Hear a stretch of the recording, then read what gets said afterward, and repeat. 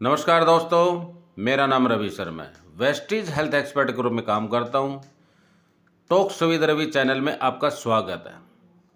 दोस्तों, वीडियो को शुरू से अंत तक पूरा सुने और चैनल को सब्सक्राइब ज़रूर करें। आज हम एक ऐसे सीरियस टॉपिक के बारे में बात करेंगे जिसका नाम है गले का कैंसर, थ्रोट कैंसर। जब हम कैंसर की बात करते हैं तो अक्सर फेफड़ों यानी कि lungs cancer, breast cancer, skin के कैंसर जैसे नाम हमारे मन में सबसे पहले आते हैं। लेकिन शरीर का एक ऐसा हिस्सा होता है जिसे हम बोलने, सांस लेने और भोजन निगलने जैसे कार्यों में रोज़ाना उपयोग करते हैं, वह है गला यानी कि थ्रोट। और इस एरिया में होने वाला कैंसर धीरे धीरे एक गंभीर स्वास्थ्य समस्या बनता जा रहा है। गले का कैंसर, जिसे चिकित्सा की भाषा में थ्रोट कैंसर कहा जाता है, एक खतरनाक बीमारी है जो प्रारंभ में बहुत साधारण सिम्टम्स के साथ शुरू होती है, लेकिन अगर समय पर पहचाना न जाए तो यह जानलेवा भी साबित हो सकती है। आज की तेज़ रफ्तार जिंदगी, बदलती जीवन शैली, बढ़ता धूम्रपान और तंबाकू सेवन और अस्वस्थ खान पान के चलते गले के कैंसर के मामलों में चिंताजनक वृद्धि देखी जा रही है। कई बार यह कैंसर हमें बिना किसी पूर्व चेतावनी के चुपचाप जकड़ लेता है। यही कारण है कि इस विषय पर जागरूकता अत्यंत आवश्यक है। गला केवल आवाज़ निकालने का माध्यम नहीं है, बल्कि यह हमारी श्वास नली, विंड पाइप, भोजन नली, इसोफागस और स्वरयंत्र यानी कि लेरिनेक्स जैसे कई महत्वपूर्ण अंगों का एक कॉम्बिनेशन है।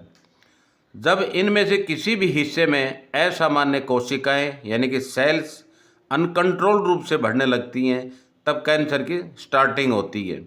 शुरू में यह कैंसर केवल एक छोटे हिस्से तक सीमित रहता है, लेकिन समय के साथ यह आसपास के ऑर्गन्स और यहाँ तक कि बॉडी के इन अन्य हिस्सों में भी ये फैल सकता है।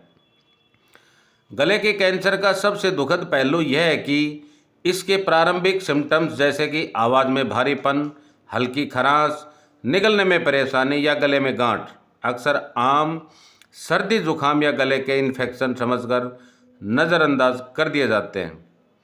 मरीज तब डॉक्टर के पास पहुंचता है जब कंडीशन काफ़ी बिगड़ चुकी होती है, इसलिए समय पर पहचान, सटीक निदान और तुरंत उपचार की इस बीमारी में सब लड़ने में सबसे बड़ा हथियार है। आधुनिक चिकित्सा विज्ञान में अब ऐसे कई उपाय मौजूद हैं जिनके माध्यम से इस प्रकार के कैंसर का सफलतापूर्वक इलाज किया जा सकता है, चाहे वह रेडियोथेरापी हो, कीमोथेरापी, सर्जरी या नई टेक्निक जैसे इम्यूनोथेरापी भी क्यों न हो।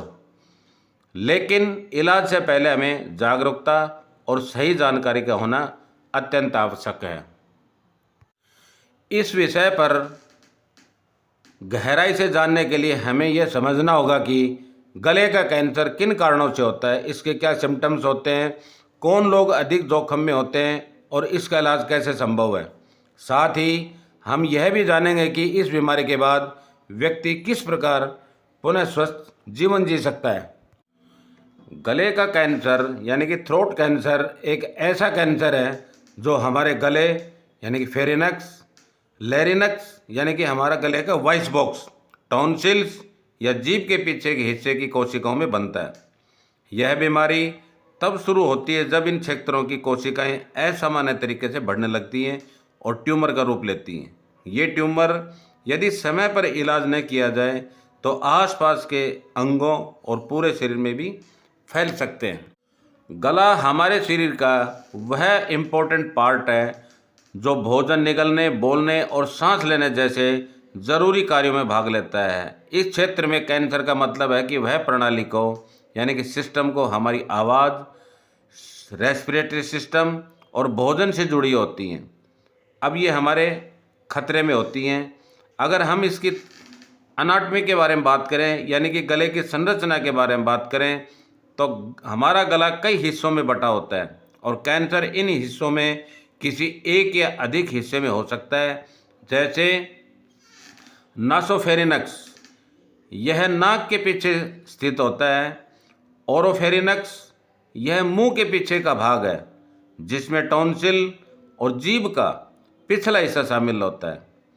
हाइपोफेरिनक्स यह गले का सबसे निचला हिस्सा होता है जो श्वास नली से जुड़ता है।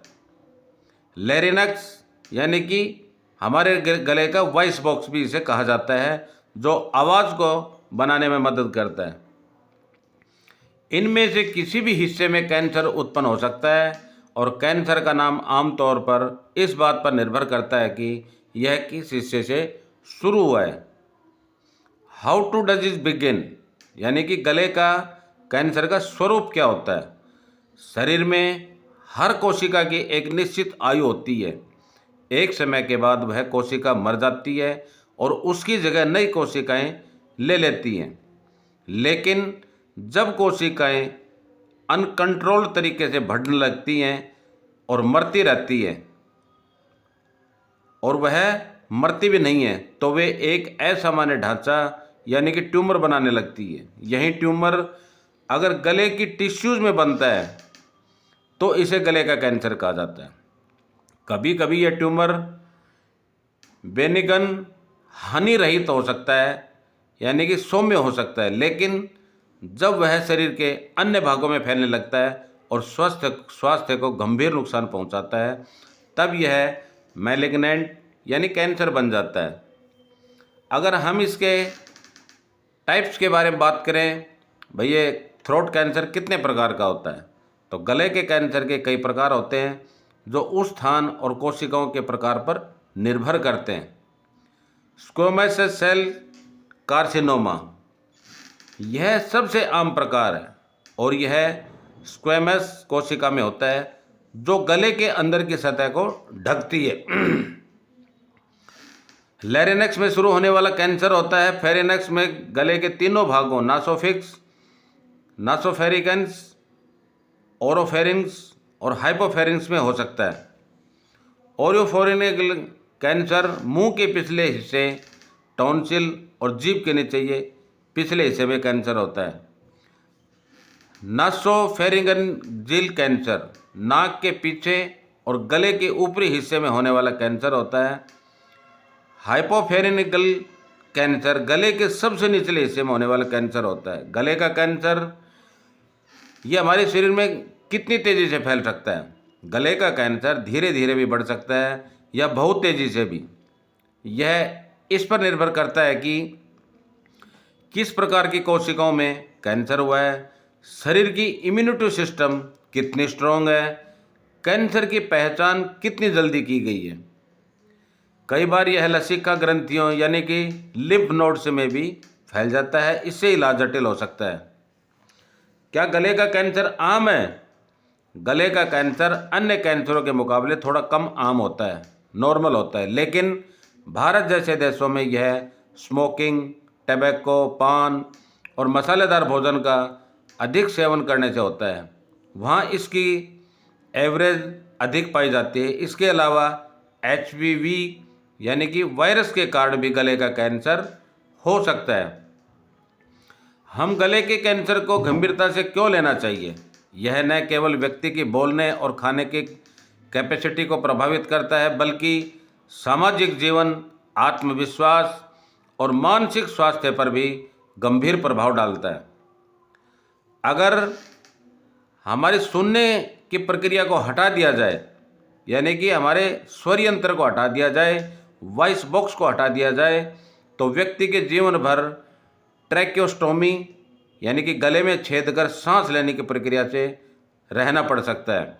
समय पर इलाज न होने पर यह कैंसर जानलेवा भी हो सकता है। हम ये देखते हैं कि क्या गले के कैंसर से बचाव संभव है? हाँ, अगर हम अपने जीवन शैली में सुधार करें, जैसे कि स्मोकिंग और शराब से परहेज करें, मुंह की साफ सफाई का ध्यान रखें, HPV कैंसर वैक्सीन हमें लगवाई जाए, हेल्दी डाइट लेनी चाहिए, समय समय पर चेकअप करना चाहिए, तो इस कैंसर से काफ़ी हद तक बचा जा सकता है। अगर हम इसके कैलकुलेशन के बारे में बात करें तो गले का कैंसर एक खामोश बीमारी है जो बिना शोर किए हमारे शरीर के महत्वपूर्ण हिस्से को प्रभावित कर सकती है। इसकी शुरुआती पहचान और समय पर इलाज इसे मात देने का प्रभावित तरीका है। ज़रूरत है जागरूकता की, समझदारी की और समय पर कार्रवाई की। दोस्तों, वीडियो को शुरू से अंत तक पूरा सुने। अब हम बात करेंगे इसके सिम्टम्स की। कई बार इसके शुरुआती सिम्टम्स सामान्य सर्दी, जुकाम, गले की खराश या वायरल इन्फेक्शन जैसे लगते हैं। यही कारण है कि इस बीमारी के पहचान में अक्सर देर हो जाती है, लेकिन अगर हम इसके सिम्टम्स को अच्छी तरह समझें और समय रहते उन पर ध्यान दें तो इसे शुरुआती चरण में पहचाना जा सकता है और यह इस बीमारी से लड़ने की पहली और सबसे अहम सीढ़ी है। सबसे पहले क्या इसमें चेंज दिखता है कि आवाज़ में बदलाव आता है। इसका गले के कैंसर का सबसे शुरुआती लक्षण होता है ये आवाज़ भारी या कर्कश हो जाना, आवाज़ में स्थायित्व की कमी होना, बोलने में कठिनाई, धीरे धीरे आवाज़ बंद हो जाना। यदि 2-3 हफ्तों से ज़्यादा समय तक आवाज़ में भारीपन या बदलाव बना रहे तो यह सिर्फ खांसी या इन्फेक्शन नहीं बल्कि कुछ गंभीर संकेत भी हो सकता है। सामान्य सर्दी में गले में कुछ दिन खराश रहना आम बात है, लेकिन यदि गले में लगातार जलन या चुभन महसूस बनी हुई है, घरेलू उपाय या दवाओं से आराम न मिले, दर्द बोलने या निगलने पर बढ़े, तो यह सामान्य इन्फेक्शन नहीं बल्कि थ्रोट कैंसर का संकेत हो सकता है। डिस्फेगिया यह भी एक सीरियस सिम्टम्स है। खाना निगलते समय गले में दर्द होना, ठोस या तरल भोजन निगलने में तकलीफ होना, ऐसा महसूस होना कि गले में कुछ अटक गया है। अगर इस तरह की प्रॉब्लम अगर लंबे समय तक बनी रहे तो तुरंत आप मेरे से कांटेक्ट कर सकते हैं या किसी आप अपने डॉक्टर से दिखा सकते हैं। अगर गर्दन के अंदर कोई गांठ बनी हुई है तो गले के अंदर या बाहर अगर गले में गांठ महसूस हो रही है तो यह गांठ धीरे धीरे बढ़ती जाती है। गर्दन के किनारों या जबड़े के नीचे सूजन हो सकती है। यह गांठ अक्सर दर्द नहीं करती, लेकिन यह लिम्फ नोड्स में यानी कि लसिका ग्रंथियों में कैंसर के फैलने का संकेत हो सकती है। मरीज को सांस लेने में तकलीफ हो सकती है, ब्रीथिंग डिफ़िकल्टी। अगर कैंसर वॉइस बॉक्स को प्रभावित करता है तो यह श्वसन नली को यानी कि हमारे रेस्पिरेटरी सिस्टम को बाधित कर सकता है, जिससे सांस लेने में आवाज़, व्हीजिंग आ सकती है। सांस लेना कठिन हो सकता है, कभी कभी दम घुटने जैसा अनुभव होता है। यह कंडीशन एक इमरजेंसी हो सकती है और तत्काल जांच की आवश्यकता होती है। दोस्तों, इस बीमारी के अंदर गले के कैंसर में कान में भी दर्द हो सकता है, खासकर ओरोफेरिनिक्स या हाइपोफेरिनिक्स क्षेत्र में होने पर। कान में एक तरफा दर्द हो सकता है, कभी कभी दर्द गले से कान तक जा सकता है, खासकर जब गले में गांठ या सूजन हो। अगर कान का दर्द बिना किसी कान की बीमारी के लंबे समय तक बना रहे तो इसका रीजन गले में कैंसर हो सकता है। Bleeding from mouth of throat, अगर मुंह या गले से खून आना, यह कम आम लेकिन एक गंभीर सिम्टम्स है। खांसी के साथ खून आना, थूकने पर खून दिखना, मुंह में घाव जो ठीक नहीं होता हो, अगर इस तरह की प्रॉब्लम को हम कभी भी नज़रअंदाज न करें। बिना कोशिश के वजन घटता है। कैंसर से पीड़ित बॉडी की एनर्जी खपत बढ़ जाती है और भूख कम हो जाती है, जिससे अचानक वजन गिरने लगता है। भूख नहीं लगती, शरीर में वीकनेस महसूस होती है। अगर वज़न बिना किसी डाइट या एक्सरसाइज के घट रहा है तो आप मेरे से कांटेक्ट कर सकते हैं या किसी अपने अच्छे डॉक्टर से बात कर सकते हैं। इसमें वीकनेस भी आ सकती है, बिना कोई मेहनत किए थक जाना, काम में मन न लगना, हमेशा सुस्ती या आलस्य महसूस होना। अगर आपको ये लक्षण दिखते हैं, जब साथ में गले से रिलेटेड यह लक्षण भी मौजूद हो, अगर आपके जबड़े के अंदर जकड़न हो, मुंह खोलने में परेशानी हो, टॉन्सिल या जीभ के पिछले हिस्से में कैंसर हो, तो मुंह खोलते समय दर्द या जकड़न महसूस हो सकती है। चबाने में भी तकलीफ हो सकती है। यह ओरोफेरेंजियल कैंसर का संकेत हो सकता है। मुंह के अंदर सफ़ेद या लाल धब्बे दिखना, वाइट और रेड पैचेज, जीभ, टॉन्सिल या गले की दीवारों पर सफ़ेद या लाल चकत्ते दिखना, घाव जो 2 हफ्तों से अधिक समय तक ठीक न हो, यह प्रारंभिक कैंसर का इंडिकेशन हो सकता है, संकेत हो सकता है। दोस्तों, ध्यान देने वाली बात है कि गले के कैंसर के सिम्टम्स क्या होते हैं, धीरे धीरे विकसित कैसे होते हैं, अक्सर अन्य बीमारियों से मिलते जुलते हैं, परंतु अगर ये सिम्टम्स 2 वीक्स या उससे अधिक समय तक लगातार बने रहें तो आप सीरियस होना ज़रूरी है। आप डॉक्टर से कांटेक्ट ज़रूर करें। जब आपकी आवाज़ 2 हफ्तों से ज़्यादा समय से भारी हो, जब निगलने में दर्द हो और यह लगातार बढ़ता जा रहा हो, जब गले या गर्दन में गांठ महसूस हो, जब वज़न तेज़ी से गिर रहा हो और भूख न लग रही हो, जब खांसी के साथ खून आ रहा हो। गले का कैंसर एक गंभीर लेकिन धीरे धीरे बढ़ने वाली बीमारी है, जो जब तक अपने पूर्ण रूप से सामने आता है तब तक वह शरीर के इम्पोर्टेंट पार्ट्स में प्रभावित कर चुका होता है। इसलिए कैंसर की स्टेज जानना बहुत ज़रूरी होता है। दोस्तों, स्टेज का मतलब होता है कि कैंसर कितना बड़ा है, कहाँ तक फैला है और क्या यह अन्य अंगों को भी प्रभावित कर चुका है। गले के कैंसर को आमतौर पर 4 मुख्य भागों में बांटा जाता है, जिसमें हर स्टेज कैंसर की गंभीरता, आकार और फैलाव को दर्शाती है। इलाज का तरीका स्टेज पर निर्भर करता है। रोग के फैलाव की जानकारी मिलती है, मरीज की जीवन प्रत्याशा यानी कि सर्वाइवल रेट का अनुमान लगाया जा सकता है।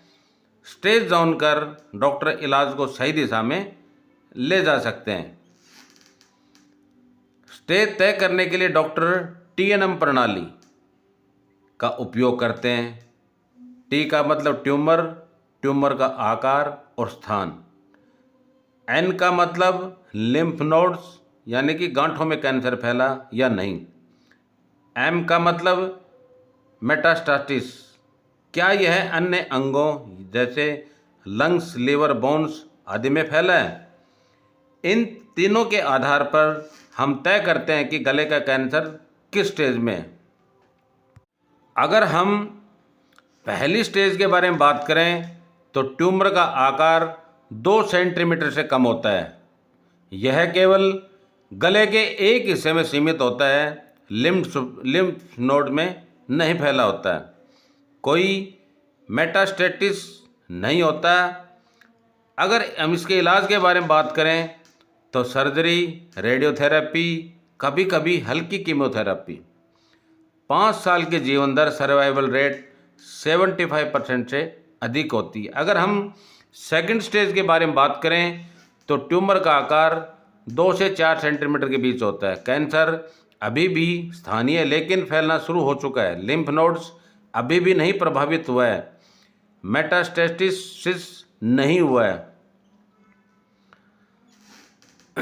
अगर हम स्टेज 3 के बारे में बात करें तो ट्यूमर 4 सेंटीमीटर या उससे अधिक हो सकता है। कैंसर आसपास के टिश्यू या अंगों जैसे टॉन्सिल, जीभ, गले की दीवार में फैल सकता है। एक या एक से अधिक लिम्फ नोड्स में कैंसर फैल चुका होता है। मेटास्टेसिस नहीं हुआ है।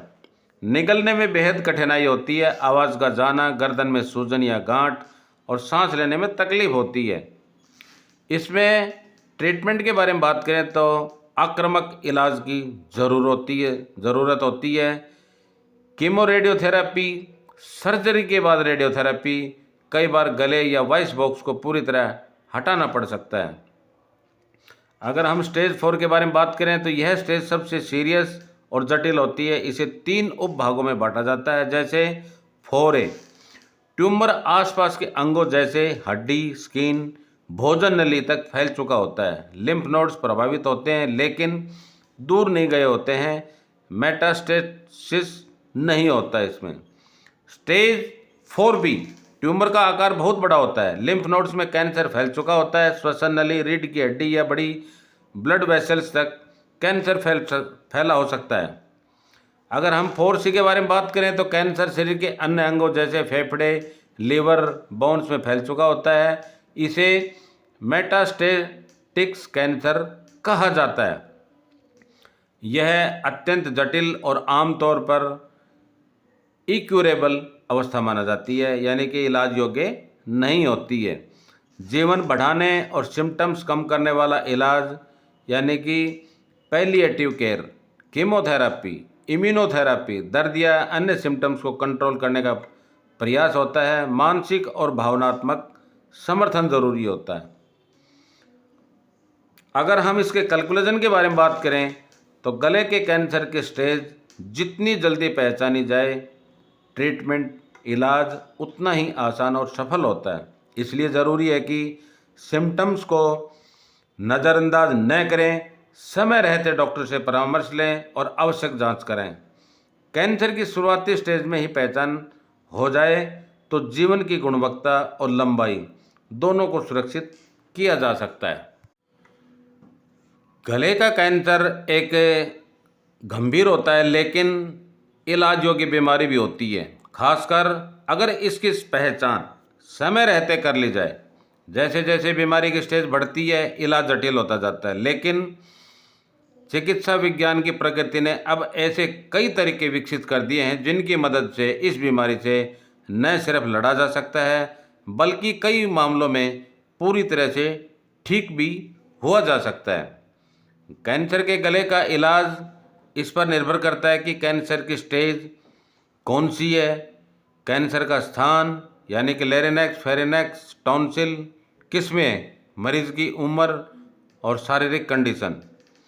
कैंसर की कोशिकाओं का प्रकार जैसे स्क्वेमस सेल्स, सेरिनोमा, इसमें सर्जरी भी हो सकती है। क्या ज़रूरी है? सर्जरी का मतलब होता है कैंसर ग्रस्त टिश्यूज या ट्यूमर को शरीर से शारीरिक रूप से निकाल देना। यह इलाज तब ज़्यादा उपयोगी होता है जब कैंसर एक सीमित क्षेत्र तक फैला होता है और उसे पूरी तरह हटाया जा सकता है। कैंसर के छोटे ट्यूमर को लेज़र की मदद से जलाकर हटाया जा सकता है। आमतौर पर शुरुआती स्टेज में उपयोगी होता है। कम कटाई छटाई, तेज रिकवरी, पोर्शियल लैरिंजेक्टॉमी, वॉइस बॉक्स का केवल प्रभावित हिस्सा हटाया जा सकता है, आवाज़ बनी रह सकती है। टोटल लैरिंजेक्टोमी, पूरा वॉइस बॉक्स हटा दिया जा सकता है। व्यक्ति को ट्रैकियोस्टोमी, गले में छेद के जरिए सांस लेने की आवश्यकता होती है। नेक डिसेक्शन, अगर कैंसर गर्दन की लिम्फ नोड तक फैल गया है तो उन्हें भी सर्जरी से हटाया जा सकता है। सर्जरी कब की जाती है? स्टेज 0 से 2 में तक पर प्राथमिक विकल्प होता है। स्टेज 3 से 4 में कीमो रेडियोथेरेपी के बाद जब कैंसर सीमित स्थान पर हो तो इसमें एनर्जी की उच्च किरणों जैसे एक्सरेज का उपयोग कर कैंसर सेल्स को नष्ट किया जा सकता है।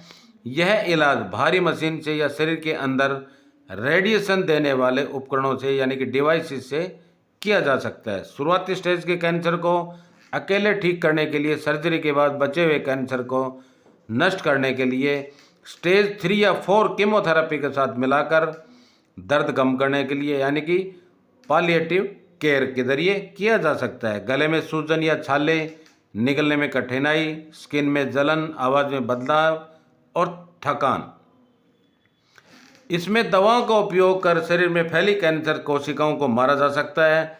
ये दवाएं हम वेस्टीज के प्रोडक्ट से दे सकते हैं और इसका इलाज में हम अच्छी भूमिका निभा सकते हैं। जैसे करक्यूमिन प्लस, फ्लैक्स ऑयल, नोनी, इस टाइप के ये फूड सप्लीमेंट होते हैं, नॉट मेडिसिन।